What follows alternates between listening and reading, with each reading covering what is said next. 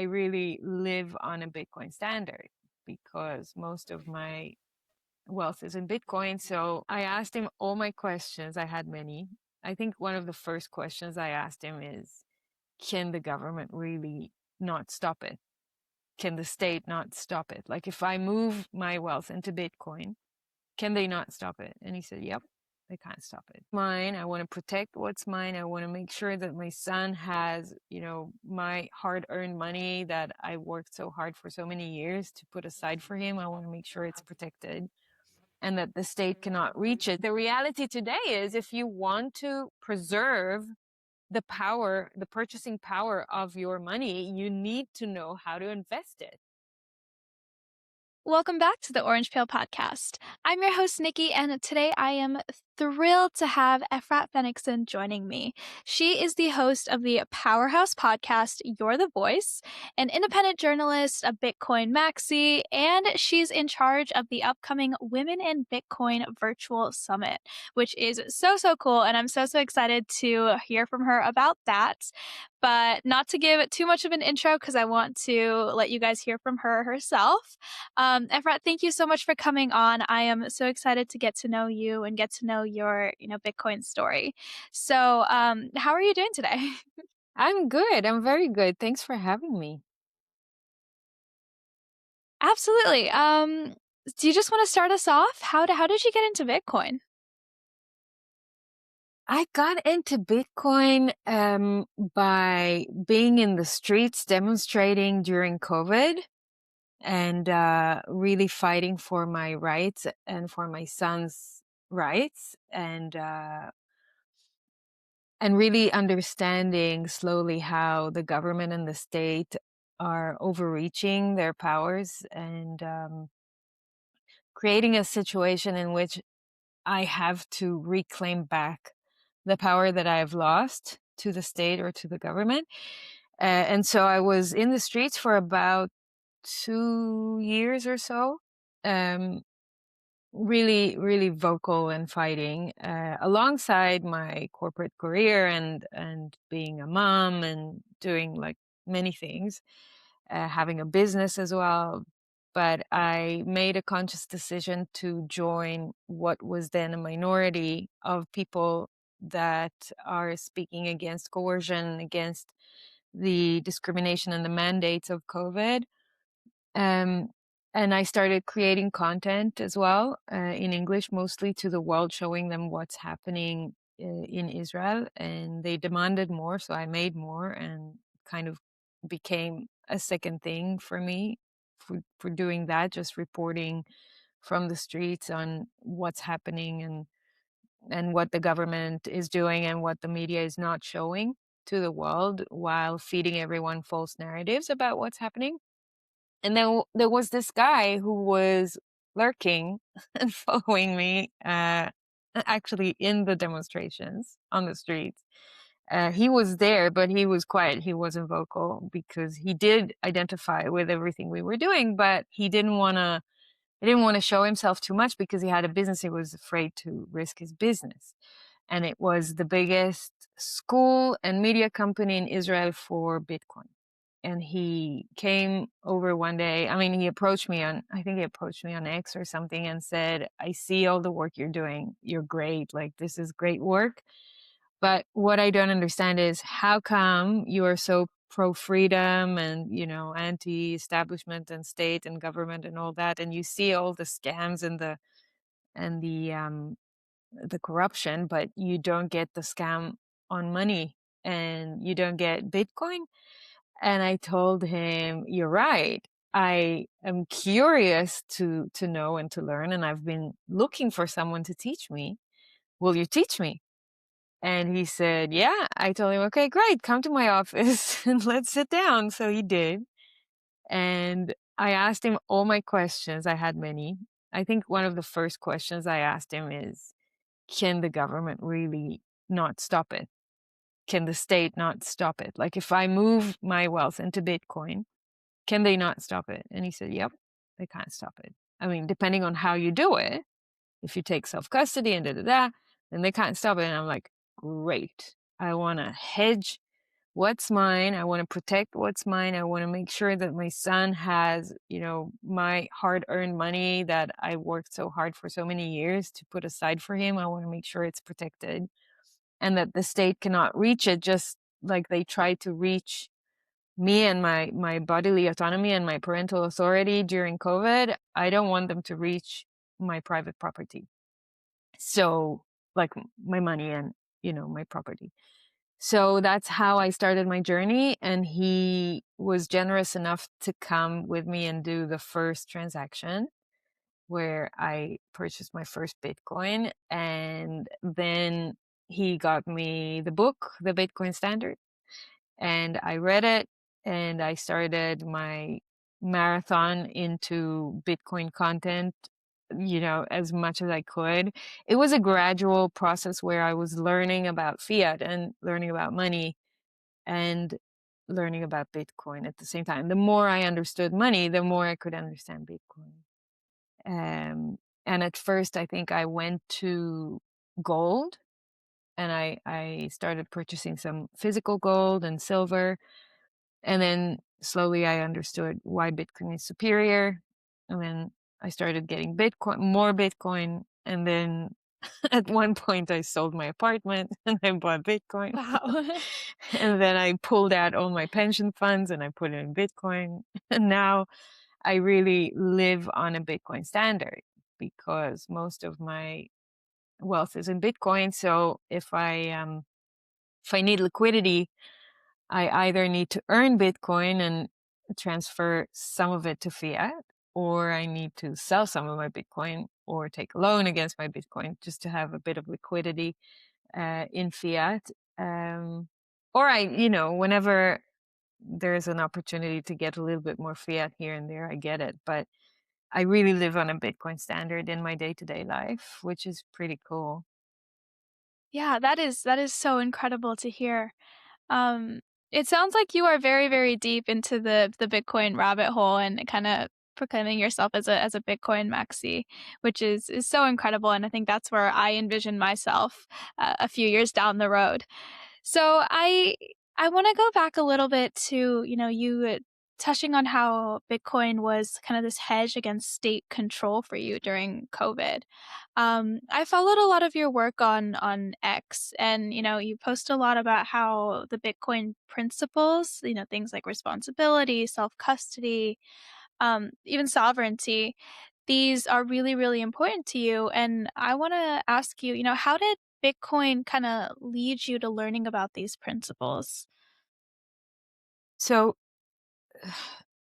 as I mentioned, where I started during COVID, right? So I had already in 2020 experienced a very, in the way I felt it and I see it, a very um, extreme violation of my bodily autonomy, of my um, ability to make my own choices, uh, coercion into what the state or the government or some expert decides for me, a lot of social pressure. And it just didn't feel right.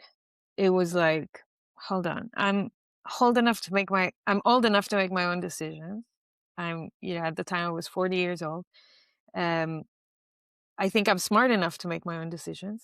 I am intelligent enough to read research and media and literature about the problem at hand and then make my own informed decision, which is something that most people didn't bother doing. They just trusted someone else. So I don't trust, I verify as a principle even before I got to Bitcoin, right? I was like, why do what someone else is telling me to do just because they said it? If it makes sense, if I learned what they suggest and it feels right and it just makes sense, I'll do it, but I won't do it just because someone said. So taking ownership and responsibility over my own decisions and my own actions is, for me, is a way of life, because I've gone through a lot of um, breakdowns and crises, or you know stuff in my life to teach me that I cannot, or I don't want to be a victim of life. I don't want to feel like I've done the wrong thing because I haven't studied enough or I haven't taken the responsibility to, like, everything that happens to me is because I chose to do things a certain way or to be a certain way, and there are repercussions for it. And I am the source for everything. I am the source for the good and the bad. I am the source for everything that happens in my life. I do believe in higher powers, and I do believe that there's a, you know, higher self that guides me, and a creator that guides me, and but I always have free will, and if I don't exercise my free will in an intelligent way, in a sophisticated way, and in a humble way, and if I pretend that I know everything, and I just, do things recklessly because I don't want to show that I don't know, or that I need time to learn, or that I need time to investigate, or I then I'm going to bear the consequences. I'm going to pay the price. I am going to face whatever happens later. So I'm a very responsible person already, again, because I got divorced. I had a son that I raised on. I have a son. I think he's your age, right? He's 16 now. Well, how old are you? Yeah, I'm you're 20. 20. Okay. So, yeah, my son's 16, and I raised him on my own most of my life. So I was a single mom, and I worked really hard, and I've done a lot of things to teach me that I better take responsibility for what I'm doing. Otherwise, someone else is going to decide something for me, and I'm going to have to bear the consequences. So the whole principle and notion of responsibility are very familiar to me. And then sovereignty is something that became even more urgent during COVID, because if I am not sovereign and I don't mark my own borders and dictate, this is how far anyone can come. They cannot cross that border. This is from here on, it's my sovereignty. I decide on my private property. I decide on the first form of private property is your body. I decide on my body. I decide on my assets. I have parental authority. I decide on my son. He's a minor. I take the decisions. I make education decisions, economic decisions, financial decisions every minute, every day. Not just because I'm a mother, just because I'm a responsible person. And that's how you behave when you get more mature. And so if I am that person and I draw the lines and the borders of my sovereignty, then this is my little kingdom. And I don't need to ask permission from anyone to exercise authority and agency over my own kingdom, my own sovereignty. And my kingdom is my body and my property and all the stuff I said, my spiritual being, my physical, mental, and spiritual being. So that that sharpened that understanding even more, that I have to exercise sovereignty. And to build sovereignty is not something that you do overnight. You have to look at every area of your life and ask yourself, am I sovereign enough? And how do you know if you're sovereign enough? You look at the dependencies. Am I dependent on someone or something in order to achieve something? For example, if I want to buy a car or go on a holiday or buy a new shirt or start a business, do I need to ask permission from someone? Do I have to have someone as my partner? Like the bank. Does the bank have to be my partner? Or my parents, or my husband, or wife, or whatever it is, girlfriend, boyfriend, or I don't know, someone else in your life, a business partner. How dependent are you on third parties for permission, for authorization, and I'm not saying it's not good to build partnerships. No, on the contrary, I have had really successful partnerships in my life. I had a boyfriend for 9 years. I had a business for 7 years. I had, I was in corporations for multiple years, multiple times. Building collaborations and partnerships is very, very important. But the question is, do you build them out of voluntary consent and because they're productive to your mission? Or do you build them because you have to, and then you're dependent on them and you're crippled without them, or you can't do things on your own? So the whole question of sovereignty is a question of dependencies and agency, and then reclaiming back the power that you have given to someone or something is a process that takes time, because maybe you have to have some uncomfortable conversations. Maybe you have to stand your ground.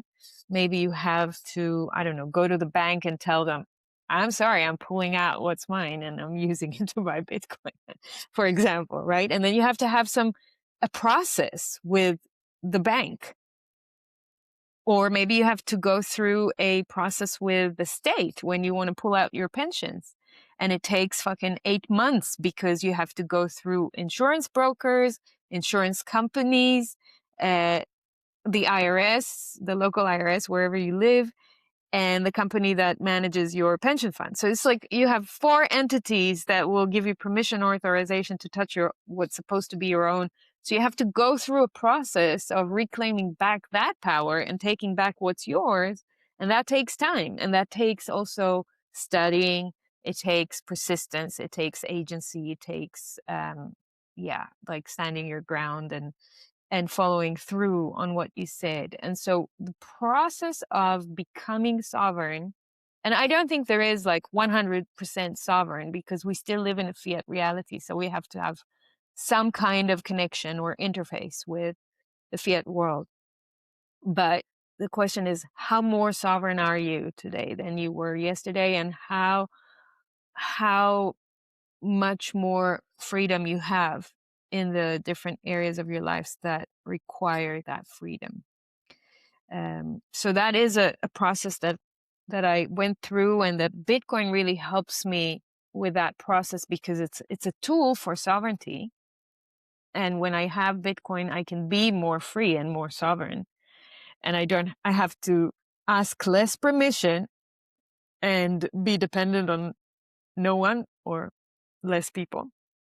I have to learn myself how to protect what's mine. I have to learn how to be a bank. And being a bank is not a small thing. So when we say in Bitcoin, be your own bank, this is not a small ask. It's a complicated task, but everyone can do it. And once you learn how to do it, it's not difficult at all.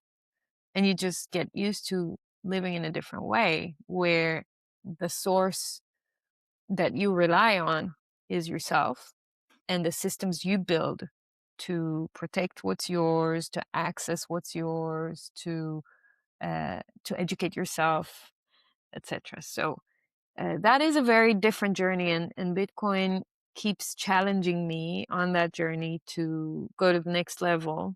And then, at one point, after you hold Bitcoin in self-custody, then you want to learn what's a node, how do I run a node, how do I become even more sovereign by verifying my own transactions, and then what's mining, how do I do mining, can I even do mining, what is it, would it help me, what's better for me, doing mining or buying Bitcoin? Like there are so many levels in that game, and it's an ongoing process. No, absolutely. And you've said quite a few things there that I do want to touch on. But first, I just want to say I am so, so happy that you've come on this channel and that we're talking about kind of building financial independence and building your own sovereignty, Huh? especially for women. Because, I mean, obviously, I'm a young woman, and financial freedom has always been this thing that's been so, so emphasized to me by my parents. They've always said, make sure you're not dependent on anyone. Make sure can live by your own means and you can support whatever it is that you want to support. And, you need to be your own person and live your own life. And I think watching learning about fiat and learning about inflation and learning about all the things you don't have control over is so terrifying because you feel like that autonomy and that choice to be financially free is being taken away from you. So I mean, obviously you've experienced this. You've been a woman in your 20s kind of working to build your way in the world. And all I have to ask you there is kind of, I mean, how did you do it? Like yeah, I mean, do you have any advice? Sure. Well, I just want to touch on something you said, that the freedom to have financial, what did you say? To have financial sovereignty or have financial freedom is Yeah, taken away freedom. from you. Yeah. Yeah, I don't think it's taken away from you. I think on the contrary, you have what I didn't have 26 years ago. When I was 20, Bitcoin didn't exist. I couldn't have chosen another route. I had to go through the fiat route, which we'll talk about in a second. But you now have a choice. You can learn about this magical internet money and move your energy and time into that system, which is a great gift. So don't look at it as, I'm stuck in that system. I don't have a choice. Yes, you do have a choice. It just means that you have to take certain actions and build your life in a certain way in order to do this transition in a more smooth way. And you have a front runner advantage over almost every young person your age, because most people your age, they're not aware. They're not questioning and they're not doing the work that you're doing. So it's not a competition. It's not about, I'm better than them. It's about the fact that your future is probably going to be much easier than theirs, just relatively speaking. And that gives you, if you take life like me, once you got something and you understood it and now you have the luxury of having it, I look at how do I help others to have it as well.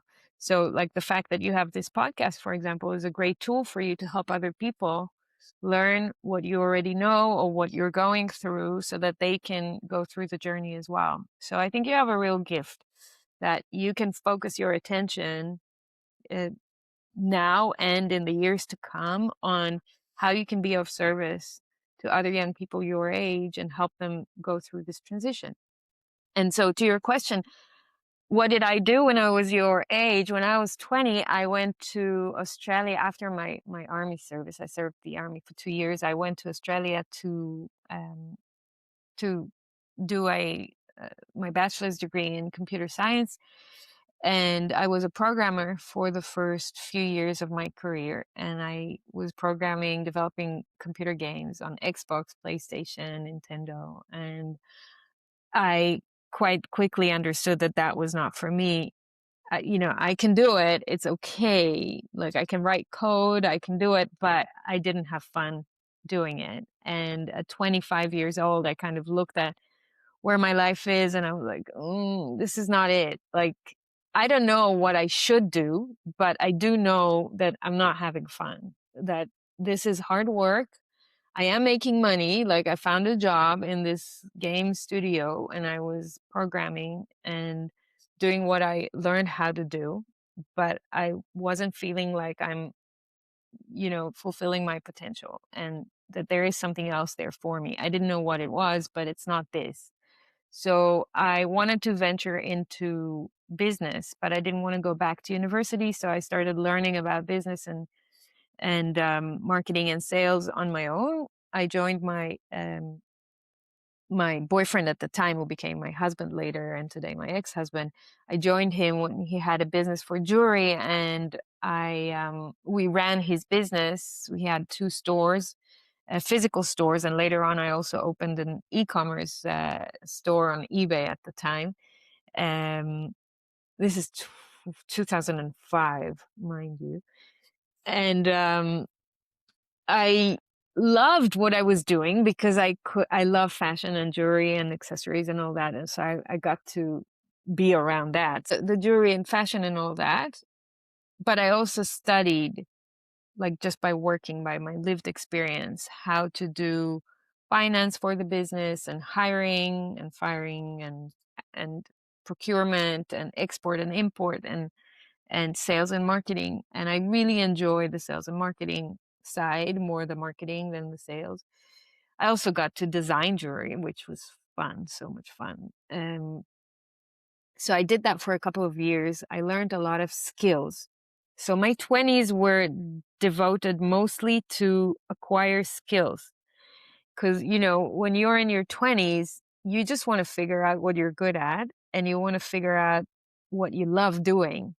And when you find that intersection of what you love and what you're good at, you're like, yes, I got it.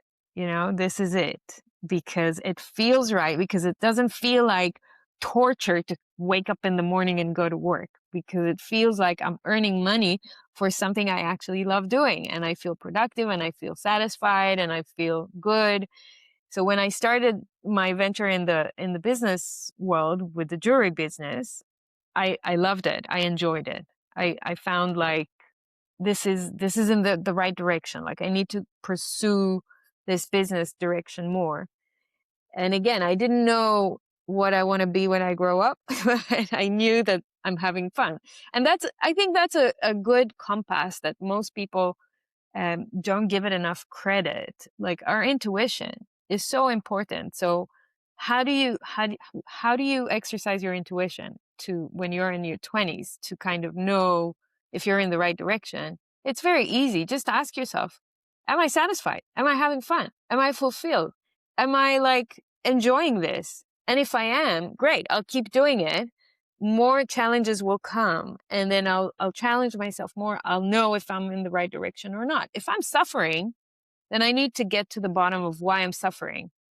And it's very important to know whether you're suffering because you are um, you have a derangement syndrome of like, I like being a victim and I just want the easy way out. That's why I'm suffering, because I want to give myself an easy pass and not do the work and not work on myself.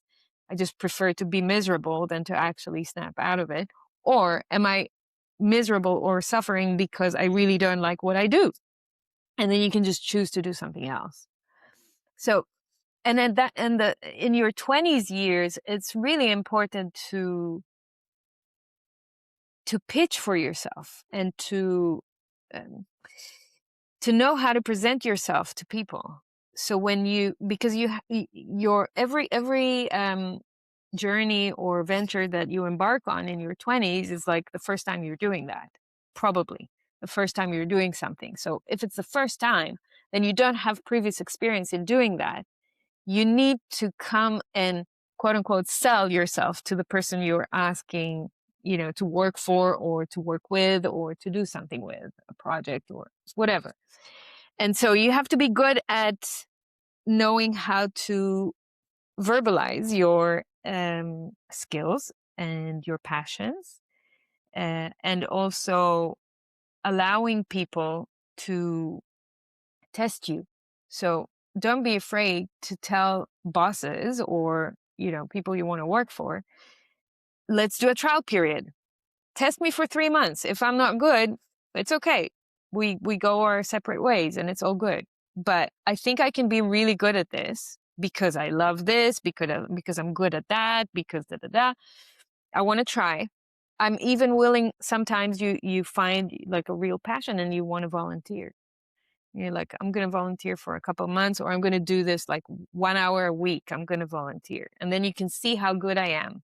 So I've done that too. So I volunteered in some organizations for marketing, for example, because I wanted to learn marketing. So I went to a marketing organization. I'm like, how can I help? And they said, well, be part of our advisory board. And I'm like, great. What do you want me to do? And I participated and I did stuff. And I learned there was a value for value exchange, right? And I went to workplaces that I wanted to work for, and I had to pitch myself.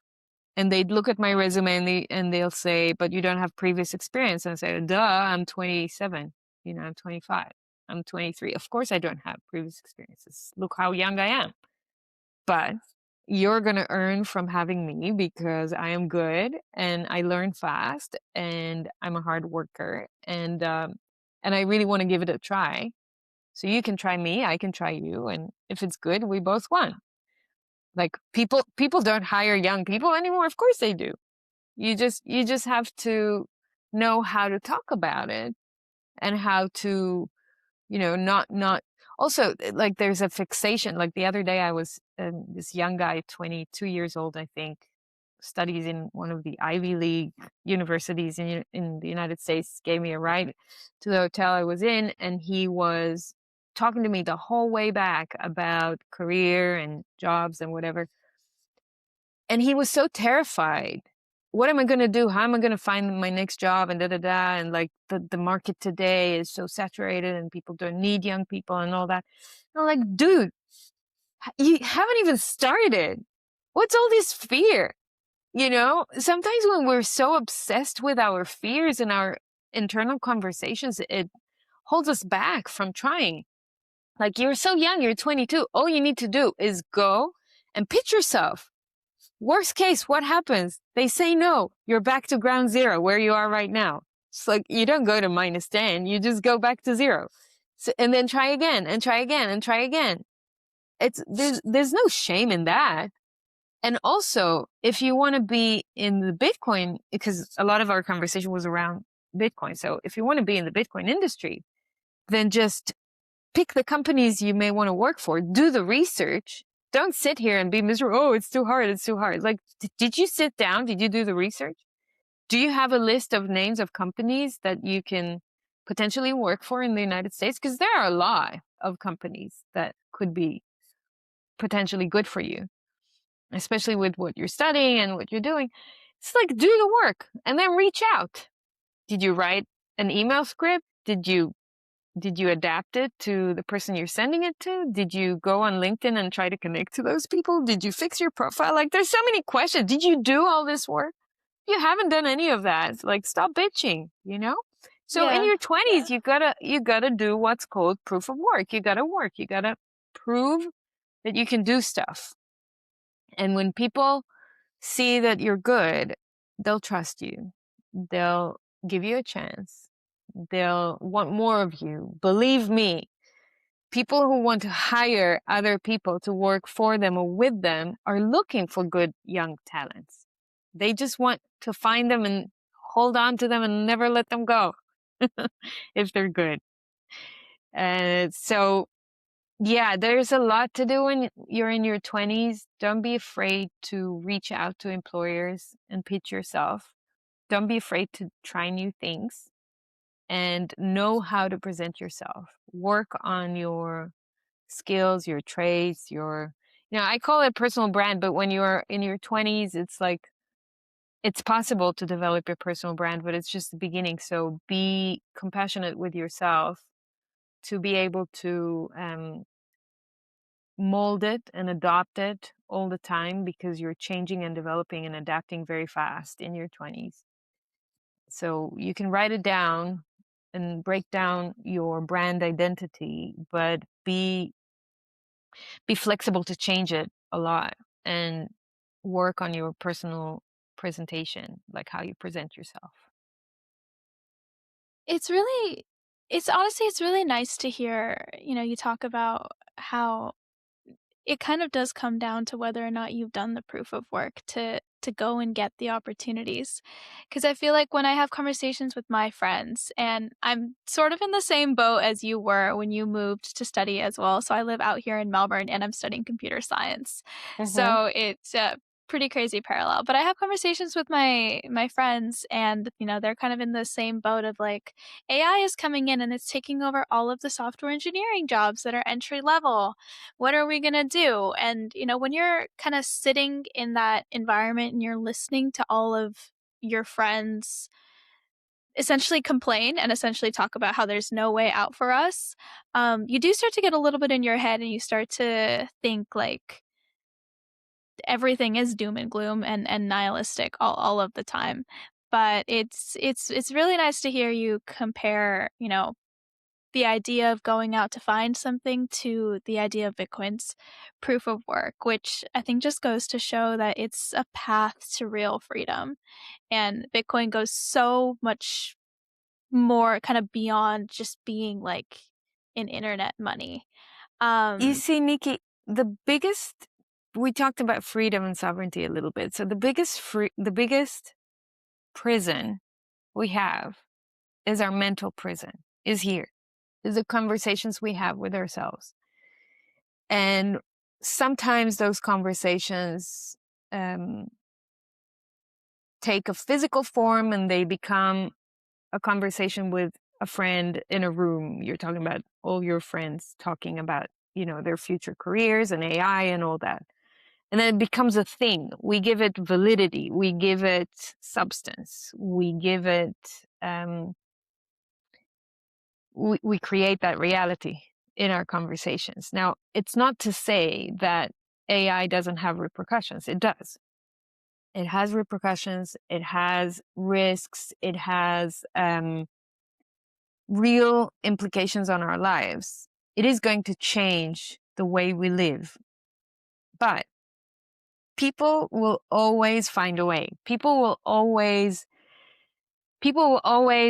make themselves useful and productive and find the right avenue to shine if they have the will to succeed in life, if they want to be a productive member of society, if they want to create value for value and good collaborations, they will succeed. I have no doubt about it. So it's only in that nihilistic framework that you become despaired and that you let go of your dreams and you let go of hope and you let go of the joy in life, and you start thinking about life as hard and complicated, and and you're obsessing too much in the future. But let me tell you a secret about life. There is no future. And there's also no past. I mean, the whole concept, the whole notion of linear time, past, present, and future, is a man-made construct in the laws of physics in the third dimension that we live in. But what if there was another realm, another type of existence in which the laws of time and space, but let's talk about time at the moment, the laws of linear time that we're talking about now do not exist. They don't exist. There is no such thing as yesterday or tomorrow or next year or when I was born. There's only one thing, and that thing is now, and now, and now. There is only the present moment, and that is quantum reality. And if you live your life more in that mindset, in that reality, that what matters is what I'm doing right now, then you just found a hack to remove so much of the worries and the stress that you are experiencing. Because a lot of the stress and the despair and the nihilism that we are witnessing today that exists, it's very, very real, is because people are obsessing with the past and the future. And they're not spending enough time on now. What do I want to do right now? What do I choose? How do I solve this right now?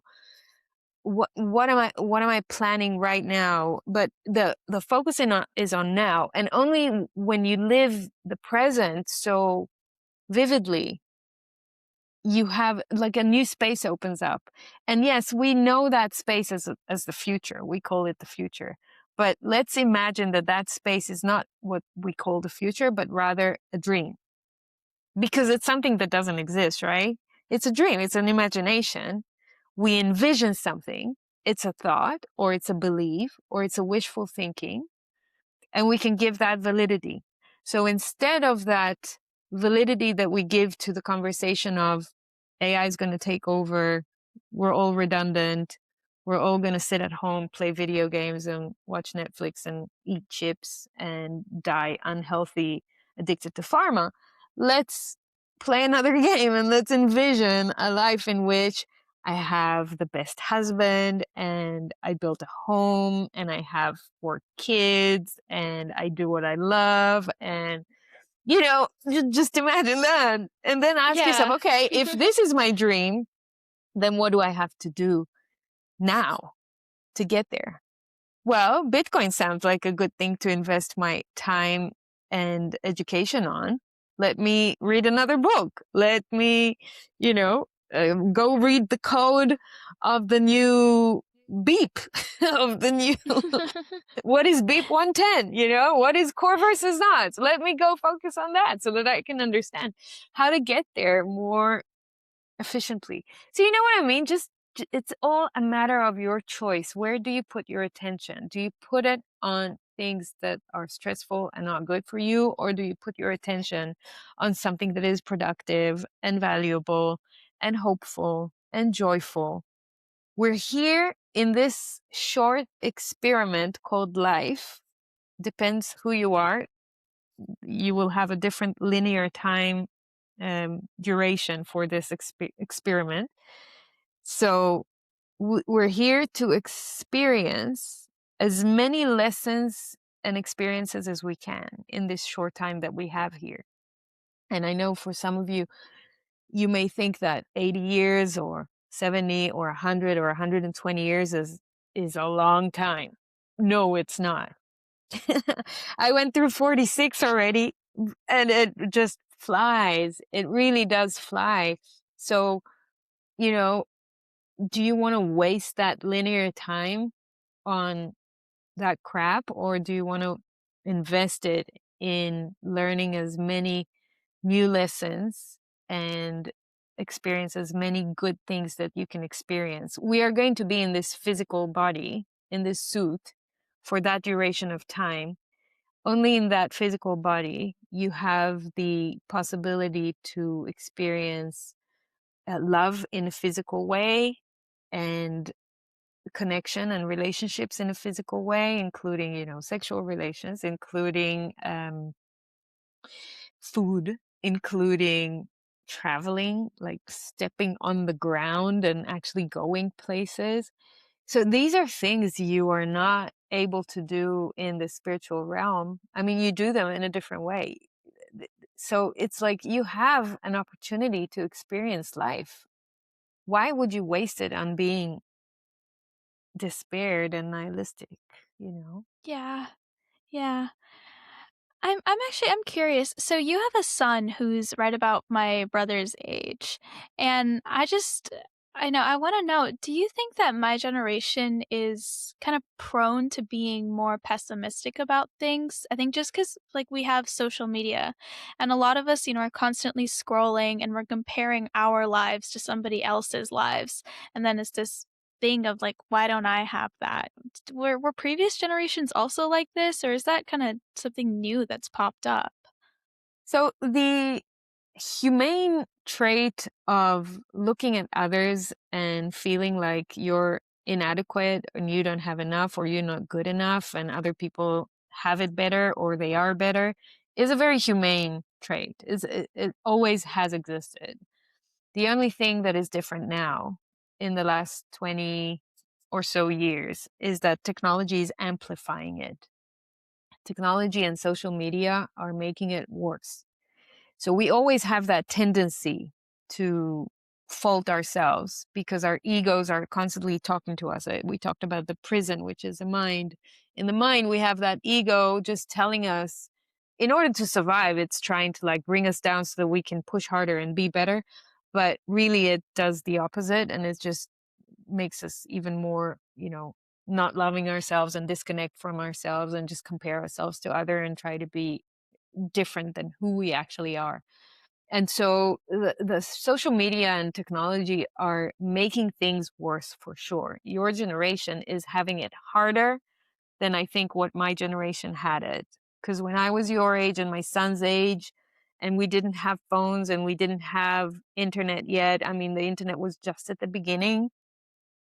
It was we did have that social construct around us, the community, the young people around us to, be jealous of, or, look at them and think that we're not good enough, or try to look better and all that. We had it, but it was I would say, in a quieter, lower scale. You guys have it pumped into your consciousness all day, every day. And that is very dangerous. And that is what your generation, if you guys are switched on enough, if you are careful enough, you need to stay away from this. You need to be aware enough and conscious enough to put the limits to yourself, to be more disciplined than we needed to be. Okay, you need to be more disciplined. You need to have more boundaries and respect them, because you need to remind yourselves that you love yourself and that you don't want to harm your body or your soul. You want to respect who you are. So whenever you feel like you're going into that doom gloom loop, you have to stop yourself and, I'll put the phone aside, or I'll stop watching something, or I'll just go outside and, lie down under a tree and just be with myself with no technology, no social media, and, you know, just feel and breathe again, feel my body, feel myself, just ground again. There are certain practices you guys have to learn in order to snap out. Now, everyone's addicted to this thing, not just your generation, but your generation is facing with the challenge of forming your identity, right? So you're young and you're still figuring out who you are exactly and what's important to you, and what is my purpose in life? Who do I want to be when I grow up? What do I love about myself? Like, what's my best strengths? What are my disadvantages, etc.? So in that period, when you're young and you're still shaping and molding your identity, you want to be extra careful about external influences over that. And the social media and technology are really bad for that. Especially bad is if you allow AI to think for you and mold some of that stuff for you, right? So we talked before about sovereignty and building your own boundaries. Yeah. If you allow AI to step in and tell you stuff about yourself in an excessive manner, right? You need to put the boundaries, then you're risking losing your own voice. And you're in the period in which you want to find your own voice. You want to make sure that when you look in the mirror without a phone next to you, when you just look in the mirror, you go, "Oh, I know me. Oh, I when I speak or when I think something, I like what I hear. I I know that it's me. It's familiar. It doesn't sound like a foreign external influence. It's me." Right? So the the trick is to try and find your connection to yourself again. Go back to your heart, go back to your body, go back to your breath. Like, you need to center yourself. And that is a challenge for the young generation. Yes, it's a good question. But on the flip side of it, it's also an opportunity, because we talked before about how you guys may have it harder because AI is coming in and it's jeopardizing careers and professions, etc. You also have an advantage, because with AI, if you learn how to work with certain types of AI, depending on what profession you're going into or what your passion is, you can use it to your advantage. You you can research more, you can be faster, you can be better, you can be smarter. But again, you have to learn to draw the boundaries. You have to distinguish where I stop and the I start, and don't let that boundary, don't allow those boundaries to blur too much. You want to make sure that you keep your humane sovereignty and that you keep any technology out of your body. I'm literally talking about physical body, like no stupid chips, no, like, don't take any, jabs and like, don't get that shit into your body. Like, keep your body organically clean. Watch what you eat, watch what you put inside. watch the thoughts that come into your head and ask yourself, observe them. Am I the creator of those thoughts, or is it Instagram, watching an influencer or a model on Instagram that is just making me doubt myself? Whose thought is it? Is it mine, or is it someone else? So, yeah, you have a big challenge, but you also have an opportunity. And yeah, it's an interesting time. My son is obviously, like everyone, like every teenager today, is also like experiencing that hardship with the influence of social media and technology. But he's very conscious to have time without the phone. He does sports. He goes to meet friends. He doesn't allow this to replace real life connections, because both his dad and myself are encouraging him to do that. Um, and he also has Bitcoin, so we have a lot of conversations about money and the importance of saving money and finding jobs, and you know earning what's yours and valuing what you save, and not spending things recklessly. So that's a time where you want to be like, use your parents more for their insights and wisdom about, when you mature, how do I develop skills that will help me go through the next decade? How do I become more responsible? How do I become more sovereign? How do I hold on to what's mine? How do I develop a savings? How do I work effectively? How do I present myself effectively? All these things we touched on in these conversations are skills you want to develop in your 20s, and you can consult in your parents, or uncles or aunties or other adults that you like, to help you in that journey. Yeah. You touched a little bit on sovereignty in your health, and I want to get a little bit deeper into that. What was kind of the thing that prompted you to start thinking more about all the things that you were doing to or like putting in your body? And then kind of how does that connect back to Bitcoin? Like, is there a connection there, or was it kind of two separate things? Yeah, well, I think in life there's always a connection between everything. The connection is you. Okay. You are the connecting thread between all the areas of your life.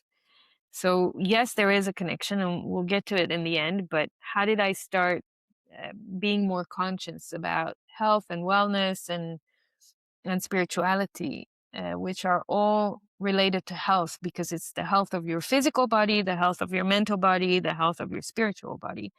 Um, and I think that understanding was, again, a gradual process, which started when I was very young. I always used to dance. So I was dancing from the age of 4 until the age of 20. And I loved like moving my body and doing things. And I felt very healthy as I was being very physical. After my 20s, there was a period in which I neglected that, and I gained more weight, and I felt less good about myself, and my self-esteem was not as good, and it just didn't feel like I am in the body that I knew. And so I became more conscious to try and regain that back, because I remembered how it was, how good I felt when I had like ownership over a healthy, more muscly body, etc. Um, and then towards the end of my 20s, so when I was 29, I got pregnant, and I had my son when I was 30. And that process of pregnancy was also something physical, but it also was a weird experience, because your body changes, and all of a sudden things happen that you have no control over, and you feel weird, and it's just a really strange experience. And I wasn't smart enough and mature enough, I believe, at that time, to do things to improve how I was feeling during the pregnancy. Not just feeling like in terms of being sick or healthy. I was healthy, but I just felt this disconnect from my body, because all of a sudden, I have this huge belly, and it's things that happen are very weird. So I did not embrace that. And looking back now, I wish I had brought the same level of um, maturity and consciousness that I have today to how I was when I was pregnant. And also the way I did my pregnancy was with epidural, which is like a drug you take to numb the bottom part of your body in order for the birth to be easier. And it's to, supposed to like control the pain a little bit more, the labor pain. So I took that.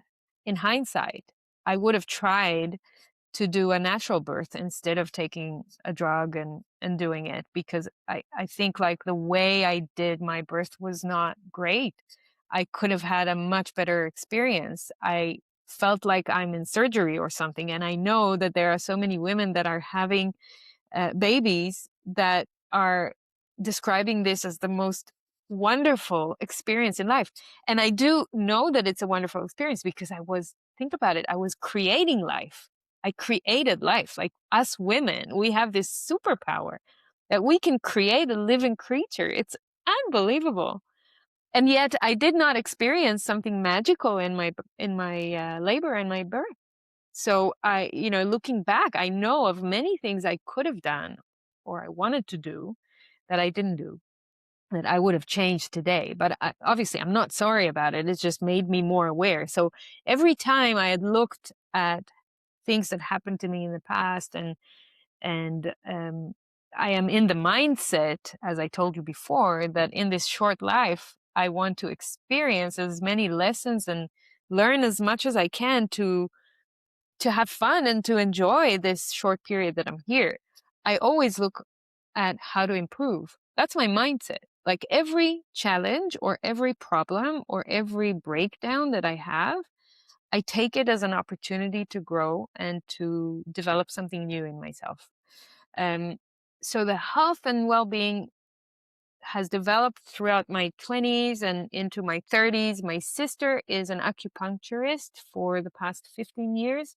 So she had always brought a lot of wisdom to our house in like studying Chinese medicine and meridians and energy channels in your body and understanding how these things work.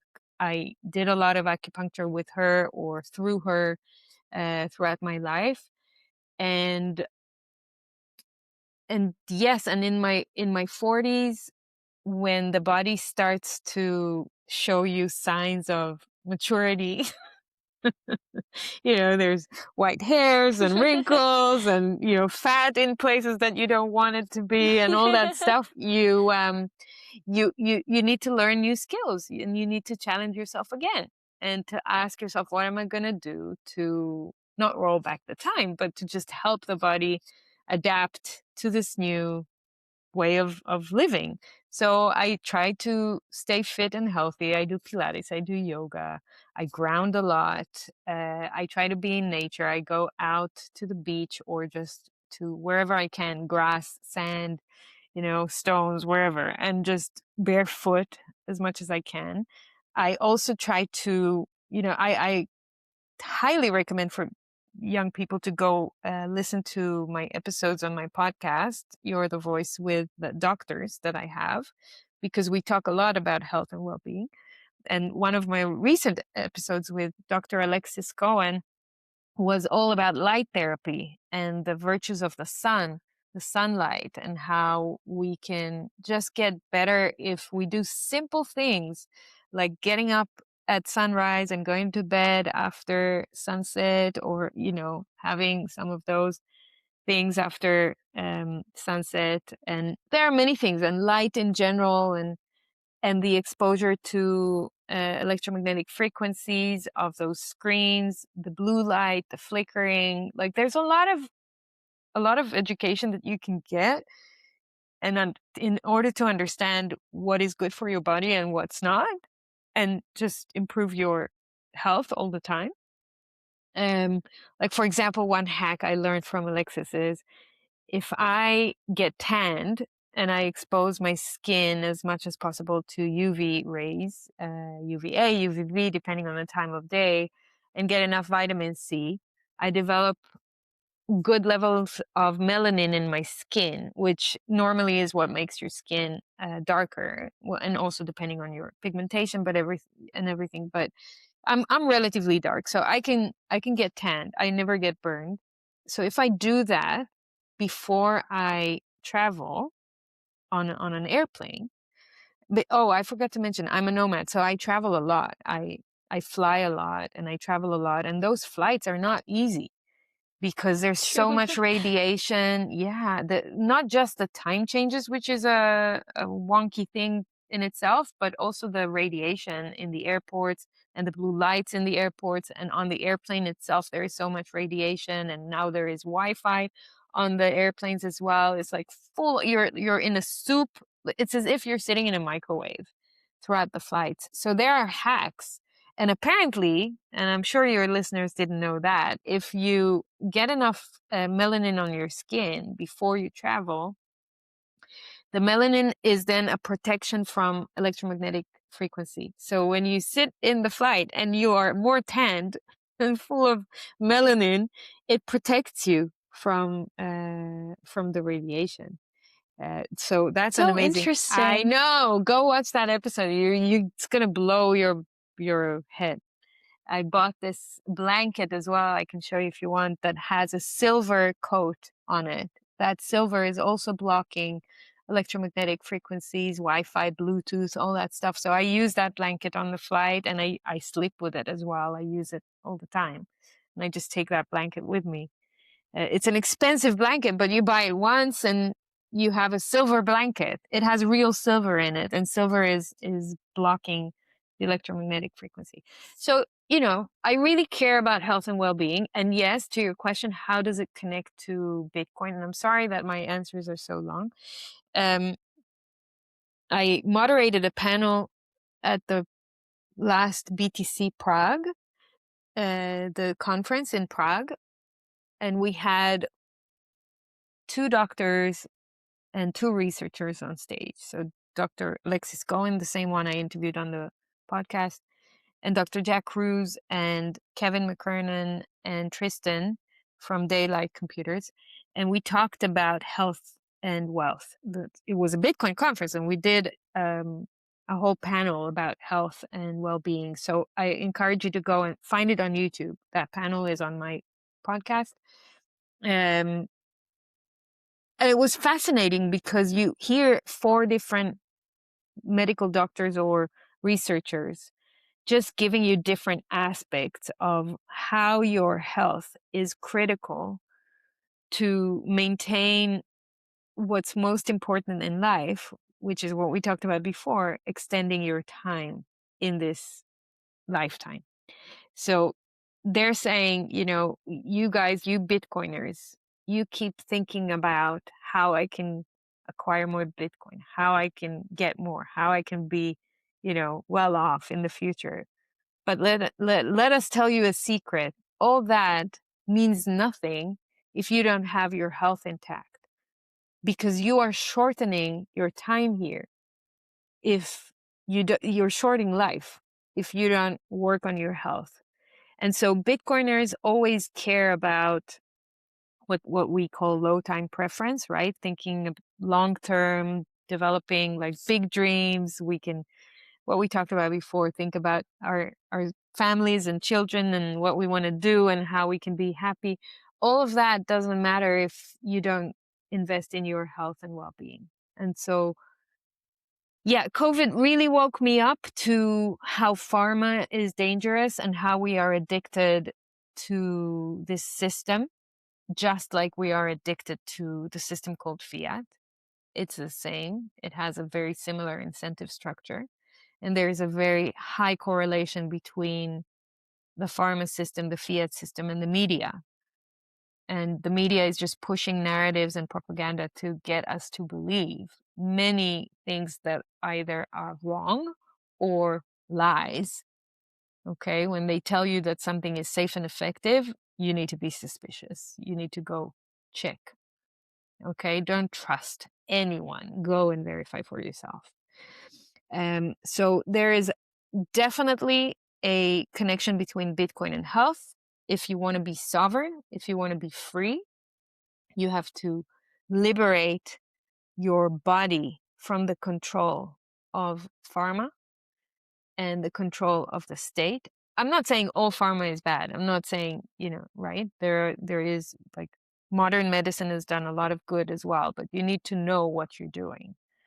Don't just blindly push stuff. Don't get addicted to Advil because you have headaches. No, just figure out why you have headaches. Go to the source of the problem and really love your body and nurture it so that you take care of the root cause of problems in your life rather than taking care of the symptoms. So you got to liberate your body from pharma, you got to liberate your mind from media, and you got to liberate your money from fiat. Okay? And it's all about reclaiming sovereignty, reclaiming back your powers in every area of your life. And the connection is you pulling that agency and you reclaiming back your powers in all of these areas. It's all related.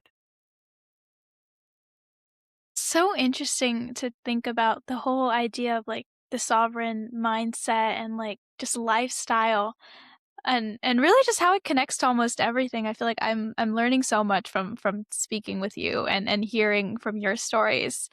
Um it's really just so incredible. Um I When I met some of the first Bitcoiners that I met in 2023 in the first conference I went to in Amsterdam, one of them gave me a book, The Sovereign Individual, which I haven't read. I mean, I'm reading a lot of books, but I always looked at the introduction of the book and the first few pages and everything, and I'm like, I'm not gonna waste time reading that. This is how I live. This is like, you know what I mean? It's like, I don't need to read a book about it. I mean, yeah, great. They yeah. predicted what's gonna happen. This is kudos to them. But I am teaching myself every day how to be more sovereign and how to reclaim back my power. This is my modus operandi in life. So, Yeah. and then the other day I listened to this 10-minute clip summarizing the book, and it was great. I mean, and the whole time I'm listening and I'm going like, thank God I didn't read the book, because I would have wasted so many hours of reading it when really I'm a lived experience of this thing. Like, I live my life on the quest to sovereignty. So Yeah, yeah, read the absolutely. books And it of is things you want to learn how to do, not what you already know and do. So I wanna switch gears a little bit here, and I wanna ask you about the Women in Bitcoin virtual summit that you are Yes. putting together. So I don't know if you know, but one of the things that a lot of people say when they go to Bitcoin conferences is, where are all the women? And these days it's better than it used to be, because when it started, like, back 2000 and 11, 12, 13, up until I think to the 2020s, more or less, it was mostly guys, because Bitcoin is a topic. I mean, it's a realm that attracts more men naturally than women, because it has to do with money, it has to do with um, technology, it has to do with economics. Those are typically topics that attract more men than women.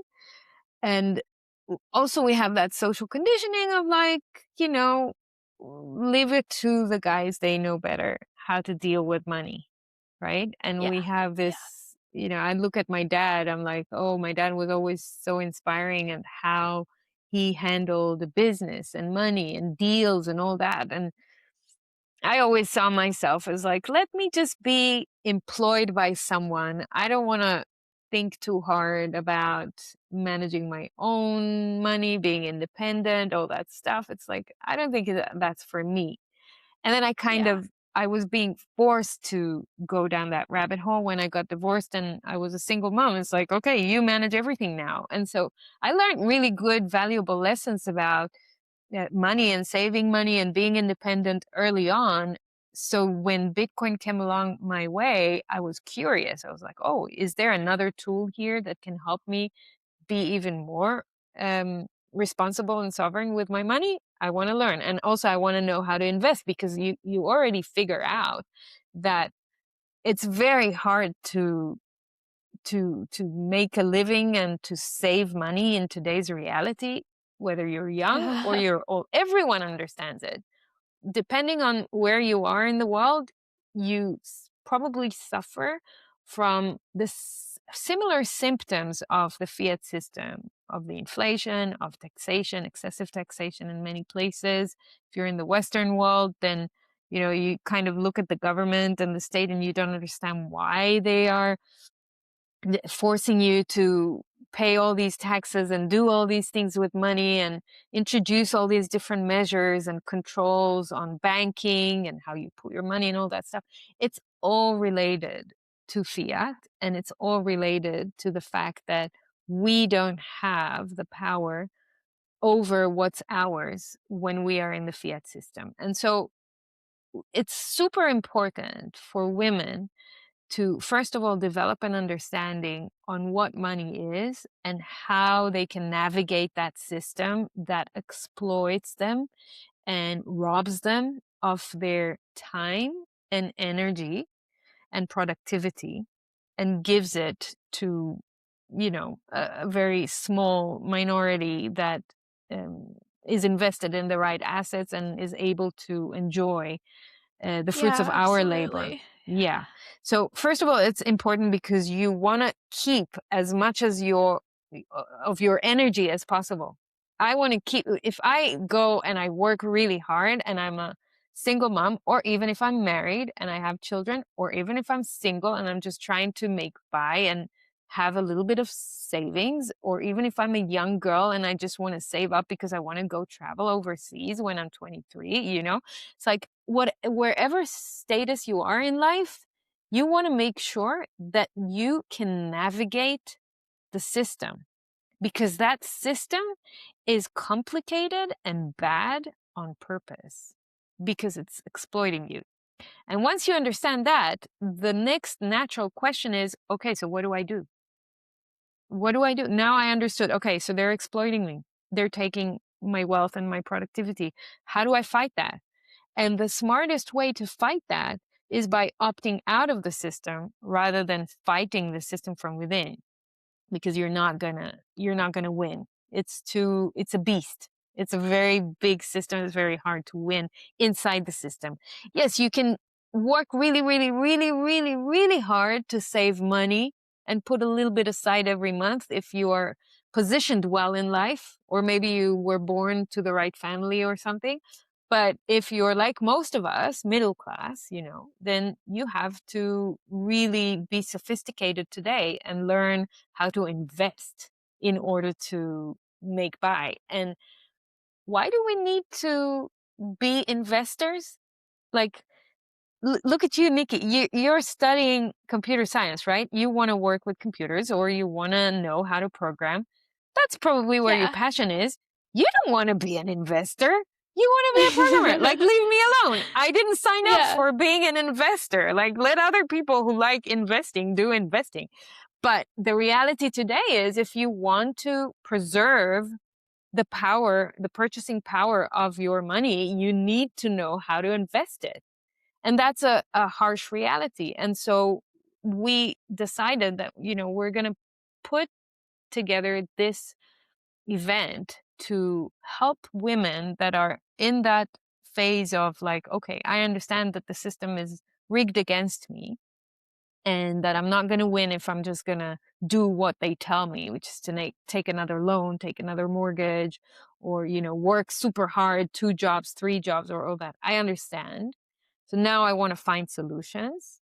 And I heard about this thing called Bitcoin, and I want to see how that thing can help me.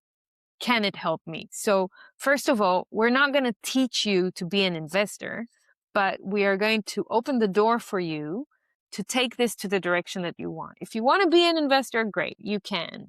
You can invest in Bitcoin, but we can also show you how Bitcoin will enable you to live a life that is more free, that is more sovereign, that gives you the authority and the agency over what's yours. And we brought together 28 female speakers from different walks of life and from different countries. We have speakers from Brazil, from Mexico, from Africa, from Australia, from the United States, Europe, all over the place, and young and old and in the middle. So like you can find yourself wherever you are in your life, you can probably find a couple of speakers there that you can identify with. So I highly, highly encourage you to go and check out womenofbitcoinsummit.io. That's our website, or on Twitter, Instagram, or Nostr. If you just type in Women of Bitcoin Summit, you'll see that we put together a 2 days event, but it's not full 2 days. It's like 2.5 hours every day, and it's virtual, it's online, and it's global. So you can just sign up for free. You don't have to pay anything. We take care of that with sponsors behind the scenes so that you can get free education. So just sign up and then rock up on March 4th and 5th, and you'll see the times and everything and the agenda and the speakers on the website. Go to the website already and choose what sessions you want to participate in, because out of the 7 sessions, 6 of them are going to be in tandem. So you have to choose the ones you want to participate in. And then when you later watch the recording, you can watch the other ones that you didn't participate in to get the full experience. But basically, free to attend, virtual, global. So wherever you are in the world, you can attend. It's going to be in English. Once you sign up, you will also get the recording later. And you're going to learn from the best of the best. I mean, I'm co-hosting this event with Natalie Brunell, which is number one in my opinion. I love her, and I love her podcast, Coin Stories, and she authored a book called Bitcoin is for Everyone, which I highly recommend people to buy and read, either audible version or the physical version. I listened to it. It was great. It was a great book. And it's really simple. It's a good way to come into Bitcoin as well. So I'm doing this with Natalie and with Christine Marie from Abundant Minds, who put this together. They're also our platinum sponsors, together with Rhino Bitcoin. And yeah, we're going to have an amazing conference. This is the first time we're doing this, and we may do more in the future, even face to face, like physical retreats and stuff. So I highly, highly encourage you to sign up. We already have more than 750 women that signed up. Wow. Yes, I know. It's incredible. Wow. And Yeah. we do have a cap at around 1,000 and something. So there's not much more room. So if you want to be part of this, yes, sign up. And you guys listening to us, please send this to your mom, your sister, your whatever, your grandma, any woman in your life that you want her to learn about Bitcoin. We're happy to welcome everybody. Yeah, so that's the event. Please join us March 4th and 5th. And thank you for asking me about that. Feel free to ask me Thank you anything else. for putting it all together, because I feel like it's so comforting to see that there's a space, albeit online, for women who are interested in Bitcoin to kind of get together and get to know each other. I went to my first Bitcoin conference back in December. I went to Bitcoin Mina, and my first thought was like, where are the women? Because there Right. were just so few, and the ones that had come, a lot of them had come with like their partners. So I was like, where are the young women who like want to educate themselves on finance? But yeah, the fact that this is happening, I mean, I'm so excited to see what you guys have put together and to just hear from everyone. It's really going to be a great time. So for the younger audience, I just want to tell you that we have a special panel that we put together. It's called, hold on, I'm on the website looking for it. It's called The Next Wave of Bitcoin Leaders.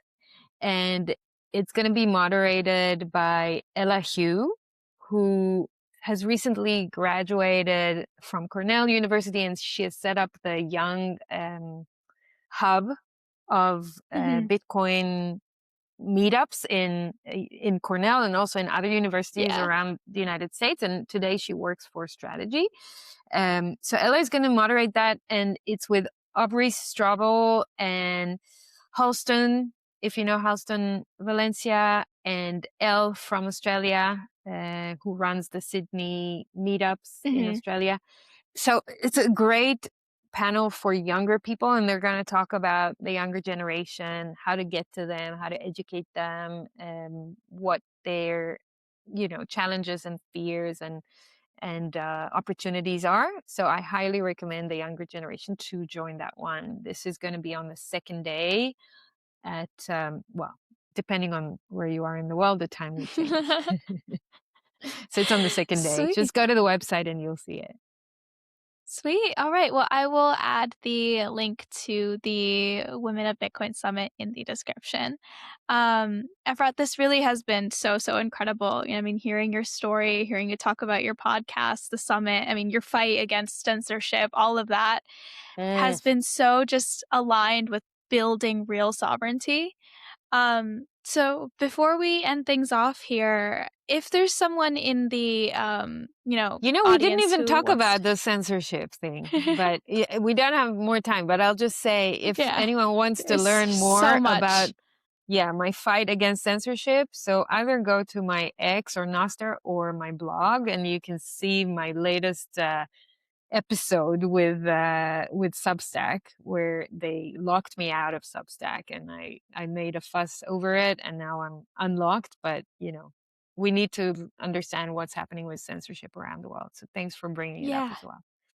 Yeah, absolutely. I saw that actually. I saw that on my timeline and I was like, what is going on? Because Yeah, this has been such a big thing in Australia as well with the whole under 16 e-safety. social media. Yeah, Yes, yes. So it's been I've had to verify my age for Substack and it's like, okay, well, I'm not going to use Substack anymore because I don't want to verify my age with you guys. exactly. That's what I did. It's I was like, no, I'm not showing you my yeah, papers. I am not it is participating in just this game, because that game is a game of control to get us to identify just to access the internet. And we should resist this. We should just leave them and go elsewhere. The internet is supposed to be open and permissionless. It shouldn't be a gated community. So yeah, don't play absolutely. that game. Don't. Discord's going to do the Absolutely. same. A lot of social media platforms are going to do the same. So you got to be really conscious about it. And it's really worrying because I don't think you start thinking about how dangerous these permissions actually are until you start learning about, how the internet is supposed to be permissionless, how Bitcoin is permissionless and completely decentralized. So it's They just, want they I want to mean, get you used to asking permission and identifying yourself with everything you do, because once they yeah, yeah, install that habit, then you don't question it anymore. You think it's normal, and don't let them normalize it, because it is not normal. You don't need to ask permission and identify yourself when you're just going places, doing things. Just imagine that you would walk down the street, and every shop you'd want to go into, someone would stand in the door and say, "Can you show me your ID yeah. and tell me why you're here? And if I say yes, you can go in." Like, wouldn't it be crazy? This is the It same would as be. surfing the Yeah, internet and asking for permission for every website. It's like, yeah, F yeah. off. Yeah, I think the problem is too, it goes so much deeper than just the social media because we have CBDCs, we have that's digital right. IDs, and Yeah. there's there's so It's many ways that they're it's a trying to world just of permission. control. Yeah. That's right. Absolutely. You're Absolutely. spot on. It's a Um, world of control that they want to get you used to. and there's so much to uncover here. But I think we're gonna have to save that for a future episode. If you would ever want to come on again, I would love to Absolutely. host No you. problem. Yes. So, before we end things off here, if is someone in the audience who wants to maybe get in touch with you, is there some place that they can reach you? Well, X is where I do most of my work, and yeah, you can DM me there. I apologize in advance if it takes me some time to get back, but the X is probably the best place. But I have a blog, I have my podcast. There are many channels where you can find me, and I'll give you one link that has all of them. All right, sweet. I will add that link into my description. So, for everyone who tuned into the episode today, thank you so much for listening. I hope you enjoyed it. If this episode resonated with you, let me know in the comments and, share this episode with maybe a woman in your life who you want to get her into Bitcoin. Because I think this would be the perfect episode for that. I mean, hearing Efrat's story has just been so, so inspiring. So, thank you again, Efrat, for coming on today. And for everyone listening, stay curious, stay skeptical, and stay orange pilled. I'm your host, Nikki, and I'm going to see you on Sunday for Satoshi Sundays.